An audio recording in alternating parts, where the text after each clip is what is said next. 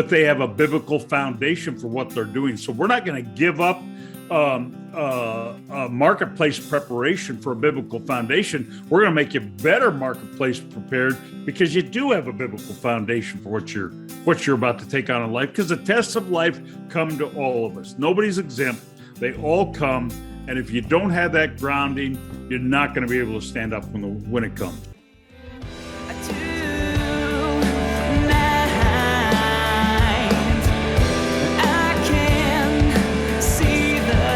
Please be so kind to support us by clicking the like button and subscribing to our channel to be notified of all future content. Hi, everybody, and welcome to this next episode of the KOG. That's the Kingdom of God Entrepreneur Show. I am your host, Stephen Harris, and today I have the honor of Dr. Roger Parrott on the show today, and he is going to share with us some of his wisdom and his experience in life. So, Dr. Parrott, how are you doing today? I'm doing great. It's a treat to be with you, and I'm glad you're pushing for entrepreneurs who are serious about kingdom business. We need more of that, and it's a topic close to my heart. So, what a treat to be with you. Thanks for having me on your program. Oh, well, thank you very much. Yeah, as I said before, it's quite the honor because so many of us of my generation, maybe the generation underneath me, there's this desire to go out and do your own thing. But you're one of those folks who has lived it and has this resume that goes on for miles and miles, it seems. So it's really, really great to have you on today. In fact, if you don't mind, I'd like to kind of read little bit of your resume. You're nice. Yeah. If you want to share some of that, that's great. But, I always blush when people go too long. So do the short version. All right. We'll make it more concise. But to those of you out in KOG land, Dr. Roger Parrott is the president of Belhaven University in Jackson, Mississippi, which is really one of the fastest growing and most innovative colleges, serving 5,000 students, including an online campus in China. Belhaven was named one of America's best colleges to work for by the Chronicle of Higher Education. He was named one of the 10 most visionary education leaders of 2021 by Education Magazine. Dr. Parrott is a third-generation college president and one of America's youngest, first elected at age 34. He's one of the longest-serving university presidents in America, having served for 30 years.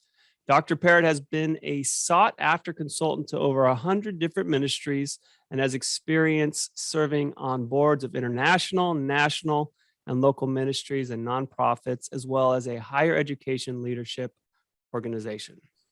All right. So, wow, this is amazing. That's what I have to tell the audience about. Please tell us a little bit about yourself from your perspective. Oh, you are kind. Well, God has been great in my life and privileged me with a lot of great experiences and a lot of great friends. And we have some in common. And I'm thankful for that because, it is through our friendships, our connections, our relationships, wanting to help each other to use our gifts and our talents for the kingdom. The good things happen when leaders are stingy about that. I think they may go for a while, but they eventually crash and burn. But when we can learn to give it away and be kind and supportive and help each other in this journey, that's when God's honored, and that's our goal and desire. And so, I do love the college presidency. I love it more every day. I've been at it for a long time, but I kind of grew up in it. My father and my grandfather were both college presidents, and which is kind of unusual. And in fact, I work at my grandfather's desk that he used to have back in the 1930s. And he always said it's the best job in the world as long as you can pay the bills. And that's pretty accurate and how I feel about it, because, I get to work with these energetic, young, bright, idealistic young people who have a desire for good things in their life and the kingdom. I get to work with expert faculty who really know their stuff and are so called in their caring ministry of teaching, like you are in your teaching, Stephen. And, I get to run a small city on a campus and all that goes with that, and I own my own football team. So it doesn't get much better than that. That is nice. Wow. Okay. Now, and thank you for sharing that.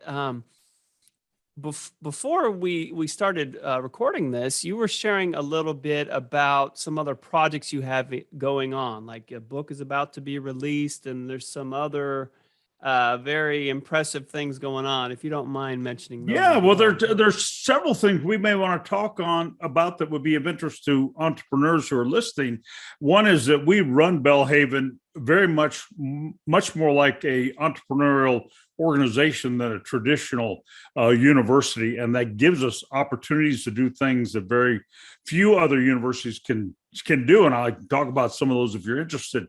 Second, we've got a master's degree in entrepreneurship, 100% online, that we do in partnership with Global Silicon Valley, which is a huge investment and training company for our entrepreneurs, and led by Michael Moe, who's a wonderful believer and loves the Lord and loves teaming this program with us. And then the third thing that we might want to talk about is that I've got this book that's just coming out called Opportunity Leadership: Stop Planning and Start Getting Results. And the premise is that our planning process is holding us back from the best that God has for us. And we can do much better if we'll let go of this iron grip we've got on planning and really trust God for what's ahead. So those are some topics we might want to hit on today. All right. You're making my job easier here. You're just telling me the things to think about. Now, usually on the show, we have someone who usually has a product or a service. And in your case, you have an entire university. And, some of my audience already knows that I operate as a college professor on the side. I've been doing this for 7 years. I love doing it. And I think one of the biggest disconnects that I so often see between, let's say, the person who's got the MBA and the letters behind their name like I do, and someone who's out there making it happen, right? It's like the theory oftentimes doesn't meet the road, or the rubber doesn't meet the road so often. And please tell me how you confront that, right? So it's not just here's a bunch of book knowledge, write some tests, write some papers, pass some tests. Here's your degree. You're now an expert, versus show some results. I'd like to hear your thoughts on that.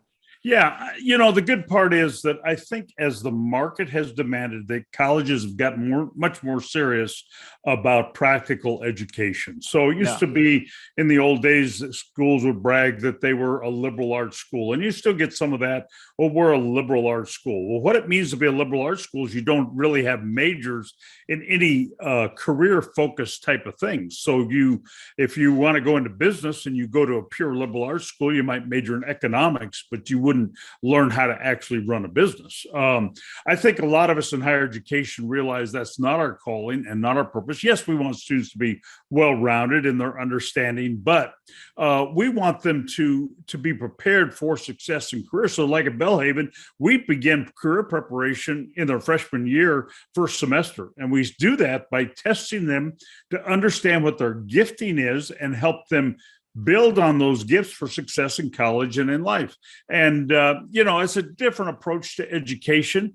I think master's degrees have gotten a lot more practical than they used to be. They used to be theoretical degrees, so-called research-based. There's some of that now, and there is some research, at least research in how to learn on your own.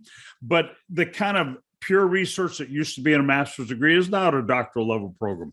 And I think a lot of, especially in the corporate world, a master's degree is kind of becoming standard, that it's not enough to have a baccalaureate degree. And so, we want to help students do that. And so you might be interested in Belhaven. We did something pretty dramatic when COVID hit to help students. And it relates to your question about master's degrees.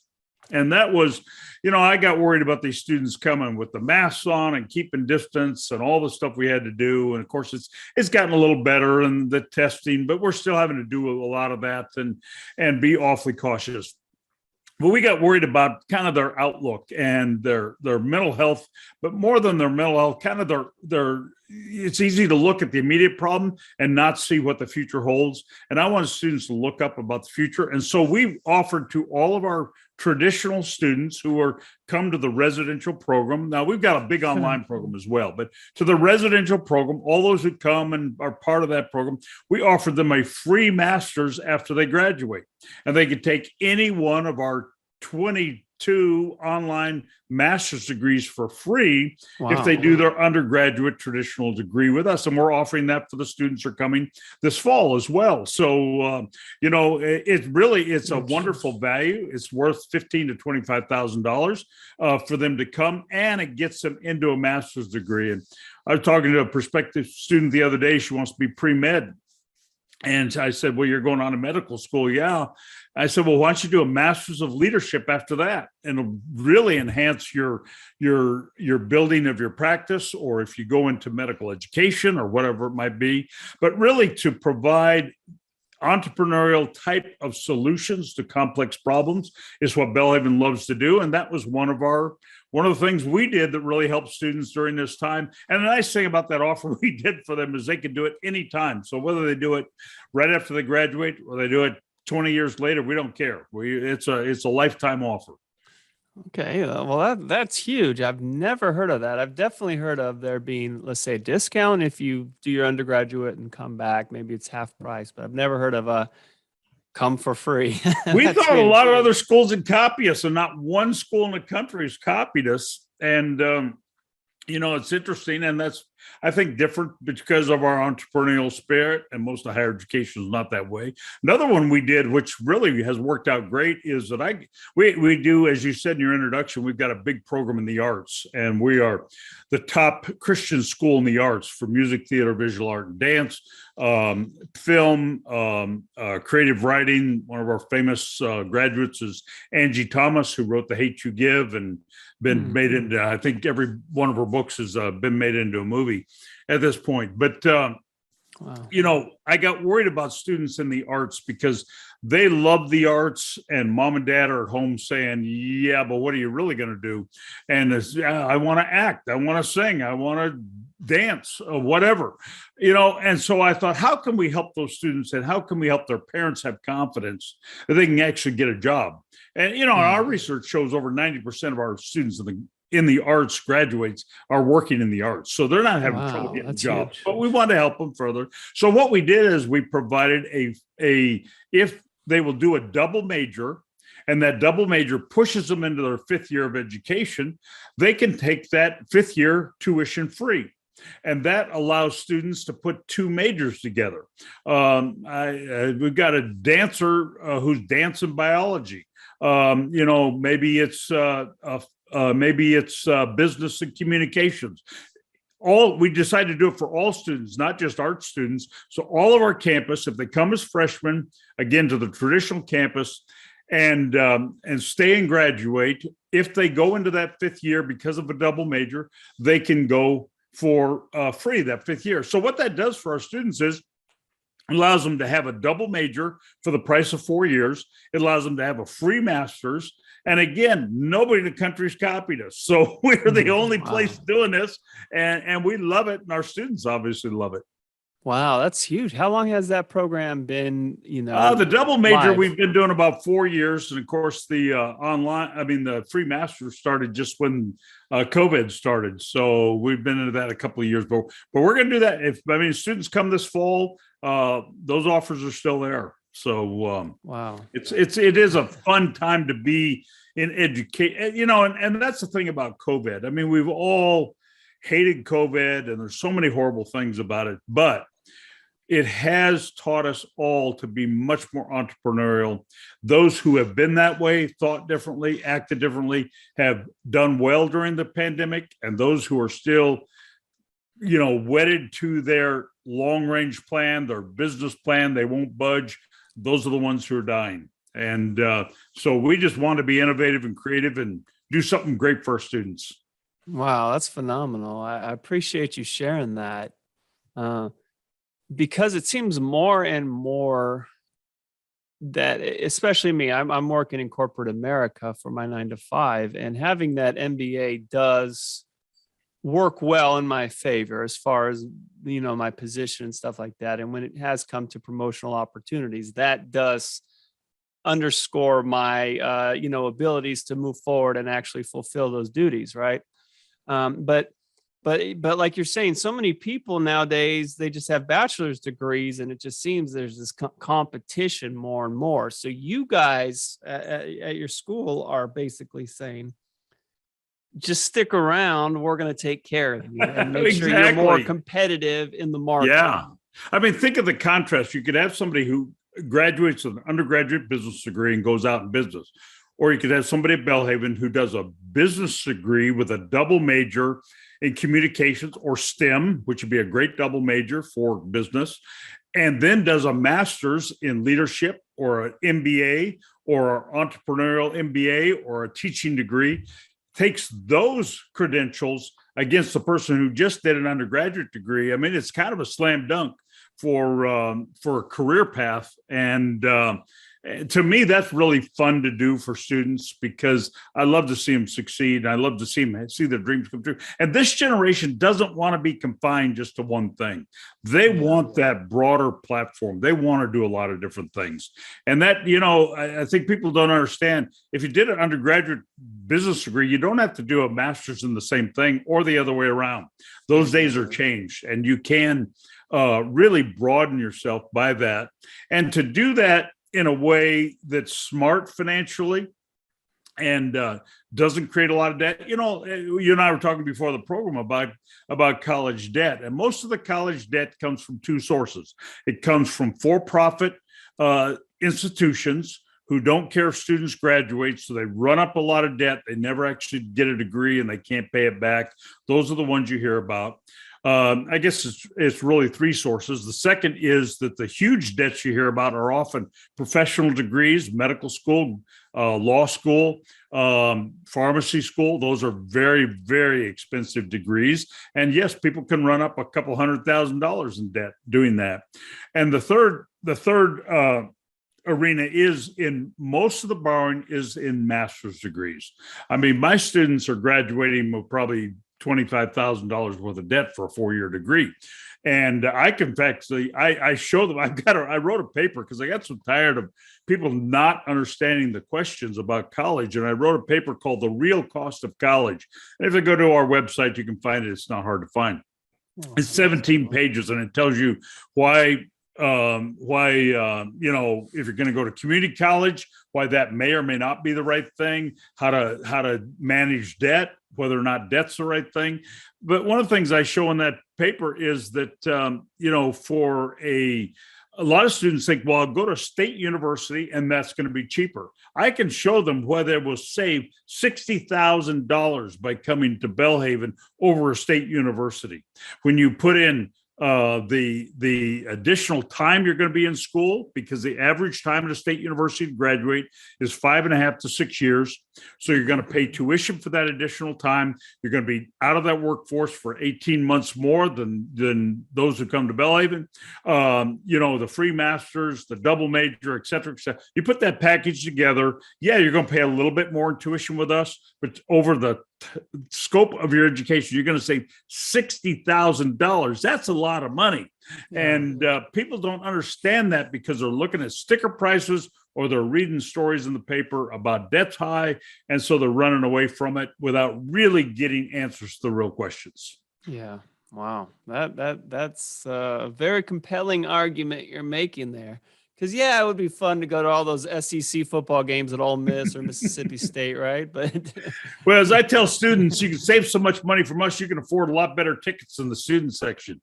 There you go. I like that. That's good. And that brings up another argument, because there's this huge. I feel like I came, I'll be 40 here in a couple months. So I came from a generation that still has a grasp on the realities of this, right? Meaning it's not so much that you have the piece of paper that gives you the credibility. It's what do you do with that, right? And so over the years, when I've had different corporate jobs and stuff, you'll meet some of the younger folks that are in college that they feel entitled to the fact, hey, I'm going to college, so I really don't have to be here doing anything because I'm busy and I'm tired, right? Or they assume that once they get that piece of paper, that's an $80,000 a year job. And so a lot of people more and more are that I'm hearing are shying away from that traditional education and wanting to go more specialty, practical skills and things like that, where there seems to be more opportunity than just, a degree or what I mean, some type of liberal arts topic like you're talking about earlier. So if you don't mind unpacking that from your perspective. Yeah. And I think you can do that, and you can do very well at it. I mean, there's nothing in the world you pretty much can't learn on your own if you want to. The question is, will you have the discipline to do it? Will you have the iron sharpens iron nature of, especially in a Christian college, that environment to help you become stronger? Will you put yourself in a position where people can mentor and challenge you and push you? Will you do more than you think you can do? To do that on your own, that takes a pretty mature person to do that. So that's the challenge. Now, yes, if every college is not for everybody. And, I always tell my campus, the most important person on our campus is not the college president. The most important person on our campus is the plumber. If we don't have the plumber do well, none of us do well. We're all shut down. We can't do anything. So I believe very much in people who are committed to trade industries and learning those skills. And that's a great thing if that's what they want to do. But if you want paths that do require a college degree or college experience, you need to be in a setting that pushes you to become your best. And that's where I'm concerned about higher ed. I think people are giving up on higher ed because they're going after the wrong values. And what I see of what's happening in higher ed across the nation right now is that they care about 4 characteristics that I would summarize with the letter S. They care about size, they care about sizzle, they care about sports, and they care about status. And that's what's driving American higher education today. Belhaven, in contrast to that, as a Christian university who's committed to a biblical worldview and what we teach, is committed to 4 characteristics I summarized with the letter C: character, caring, community, and Christ. Those are the things that drive us. And so if you put yourself in an environment that cares about the trivial instead of the important, that's what you're going to get out of it. Wow. If you put yourself in an environment that really cares about the things that God put in our spirit, that God put in your heart, the passions he gave you, and wants to build in you the character and strength to stand up to the test of life, that's a very different education. And that's why I'm so committed to Christian higher education, is because we are needed more than ever right now compared to what's going on, because people are not getting value out of higher ed because they're connected to schools that don't value the things that they value. Wow. That's profound. I'm really glad you're saying that. It just seems so many of even my peers, ones I grew up in youth group with, going to church camp, all those things, I knew where they were at that point in their lives. They did have a genuine faith, and many of them have walked away from the church altogether. And just become very bitter, hardened in their outlook on life, and almost feel like they were bamboozled, in their growing up life and stuff. And it seems there's something interesting that always happens when people go off to college. It's more college than it is the workforce that I'm noticing this transition. It's almost like they take a couple of philosophy classes, and it's just like, whoa, I was always told one thing, but this really smart person who talks better than my preacher told me something different, and now I just don't know what to believe, right? Yeah. And so you're saying your school has a very specific approach that keeps those biblical values that aren't wavering depending on whatever culture says is relevant today, right? Correct. Yeah. And I think that's the huge difference. I mean, some research shows us 50% of evangelical students will lose their faith while they're in college. Now, I tell the moms and dads, hopefully it won't be your son or daughter, but 50% will.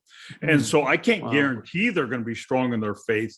But what I can guarantee is that they will be grounded in a biblical understanding of the world, how God designed it, and of their discipline. Now, we are not a Bible college. This is not, I mean, yeah, we teach Bible, of course, and we do have a Bible major for those who are interested.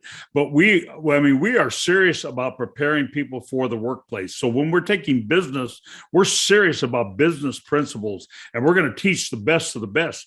But, you take a book like Good to Great for Jim Collins, which is a fabulous research-based book on the best practices of business.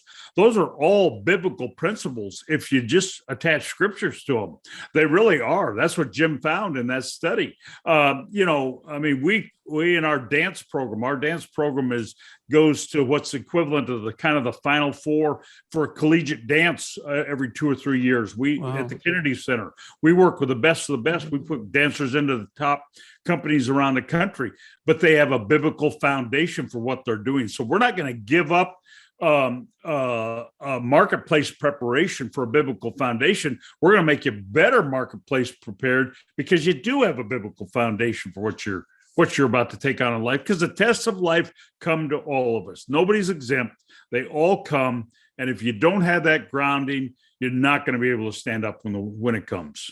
Wow. Yeah, that is huge. I'm often reminded of Daniel, Meshach, Shadrach, and Abednego. They were the best at what they did, but they helped run an empire.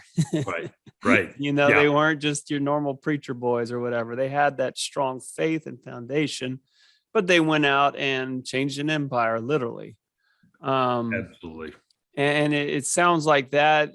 I'm not saying it's necessarily on your foundation writings of what the school's about, but it sounds like that's something dear to the heart of the program, right? All of our faculty are deeply committed to their calling of faith. They're biblically grounded. They're solid in their faith, and they're experts in their discipline. And one of the unique things, and I think a lot of people don't, it goes back to your question about people not feeling motivated by higher ed. At State University, a lot of the freshman, sophomore courses are taught by teaching assistants, which are graduates of a place like my school from a couple of years ago who are now in a doctoral program. In Belhaven, we have all professional, experienced faculty teaching. And when you have that iron sharpens iron of a faculty member who's done it many times and has a great passion and a mature understanding of faith, they're just going to prepare you differently. And we do this, just so you know, we do this in our traditional undergraduate program, but we also have a full online program where we integrate faith into all that we do in an undergraduate program, and all these master's degrees and a doctorate in education and a doctorate in business. And it's, but all of that is grounded in a foundation of faith. It's not Sunday school. This is not putting easy scriptures on solid teaching. It's really understanding how God designed the world and how we can be effective. If we understand God's design for the world, that's when everything unleashes for our real effectiveness. And that's what we want. Wow. That's huge. I'm just amazed by what you're saying, because that's been one of the longings of my heart for so long. It seems that they tend to be the Bible colleges, right? Like I did my undergraduate in theology. I loved it. It was a wonderful experience. But many of the audience have heard this story before, but as I was getting towards the end of my undergraduate theological degree, I did not have any desire to be Pastor Stephen Harris or to lead a mega church or something like that. I was always in, I was a youth pastor, young adult pastor, etc. And I was in the right circles in LA of ministry, and there's always, opportunities. But that was not where I really felt God was calling me long term. It was when he told me to step out into something I've never done and get my MBA. It's like, whoa. I come from a family of ministers and preachers and stuff like that. Why all of a sudden is God taking me in that direction? But once I took that step of faith, I was so happy to break out of the four walls that were keeping me kind of in that bubble. You know what I mean? And more and more, my heart's desire is to see that practical reality, right? It's the people who go out and know how to get something done and do it well that make an impact on culture, not the people who sit back and read theological philosophy, right? Yeah, very much so. And, that's where we are. That's why we're so practical about what we do. Exactly. I mean, you look at how you measure the success of a church. It's just not the number of 10. Unfortunately, we've gotten a little too attentive to that. But take a small or medium-sized church. It's when that church grows to the point that they attract the business people, the entrepreneurs, the people who are in government, the people who are in places of influence. That's when that church feels like, okay, we've finally succeeded to penetrate the culture when we've got those people coming. Well, how about we just train those people to begin with in a biblical foundation, and then they're going to go out and they're going to do so much more for churches than simply and I appreciate pastors, but simply a pastor goes out and plants a church to hope they get them to come in. A person who's got influence you're in Charlotte, you got influence, a huge banking community, you can make things happen that a pastor can never make happen. And people listening to this who are entrepreneurs can do that in their community in a way pastors can't. So to me, that is a critical calling. Whatever we do is God's calling if we're where God wants us to be. And some of us do it full time in so-called full-time ministry, but I consider if you're doing 9 to 5 in the corporate world, you're in full-time ministry as well. You're just in a different arena. Yeah, absolutely. I've told people I feel I had to be Pastor Stephen more in corporate America than I did ever as actually a youth pastor or something like that, because people come to you with their problems and their issues. They need someone to talk to, and you're the voice of reason for them, the voice of encouragement. Yeah. And in those settings, those problems are big and complex sometimes. So good for you. Good for you. Absolutely. Wow. I mean, we're running out of time here. Here's the thing. Early on, you said, here's the 3 things we could talk about. And I think we're about out of time. I will mention, I think we talked about, obviously, Belhaven, our GSV MBA we designed this degree, just let me tell you real quickly for those who are entrepreneurs, we designed this degree not in entrepreneurship. We designed it in building your business. So if you want to start a business, we tell you, come to the degree with your idea and all your programs, all your papers, all your projects, everything you do will be built around your business that you want to start. So maybe you want to start a tech company of some kind. So the marketing course is going to be about building the marketing plan for your business, not general marketing plan, and the finance will be about finance for your business, so that at the end you graduate and you got a fully developed business plan to go, and you're doing it with GSV, which funds a lot of startups as well. So you got that connection as well. So we've got that degree. It's a terrific degree, 100% online. The other one thing I did want to mention is I've got a new book. It's called Opportunity Leadership, Stop Planning and Start Getting Results. And my premise is that we have been so good at developing our long-range plans, we're missing God's opportunities. Wow. And so it really is a call to get rid of what I call destination planning. Now, yes, we do operational planning. We know we're going to play football, we're going to teach English, we're going to feed students to the dining commons. We plan that. What we don't plan are future opportunities. We don't plan where God's going to take us. And because of that, we're open to opportunities rather than planning those out. And great things happen. I'll show you in the book why planning does not work. I'll show you all the reasons why you keep staying with it, even though it absolutely will not work.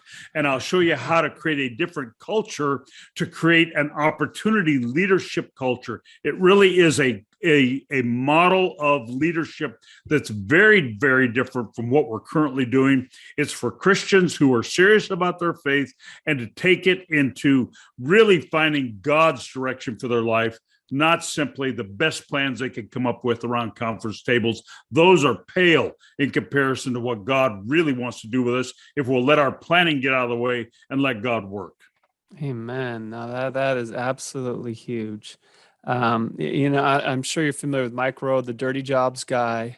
Yes. And he's come out, like on TBN and stuff recently. And a couple years back, he made a comment about so many people they're so caught up in trying to find their kind of ideal career as opposed to looking for opportunities. Mm. And I love that, because I kind of adopted that philosophy at the time, and that has multiplied in a way where now I'm doing what I love. I'm able to finance and all that kind of thing, all those things, because simply the opportunity led to the finances, which led to the promotions, which led to the platforms.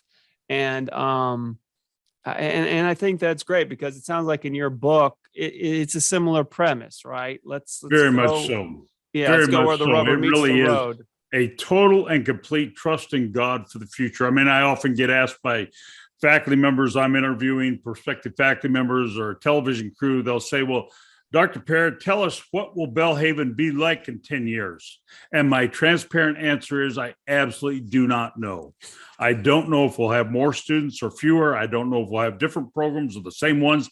I don't know what we'll build or what we won't build. But here's what I do know, that the best plan that we could come up with is nothing compared to the plan that God has. And so we're going to wait for his opportunities.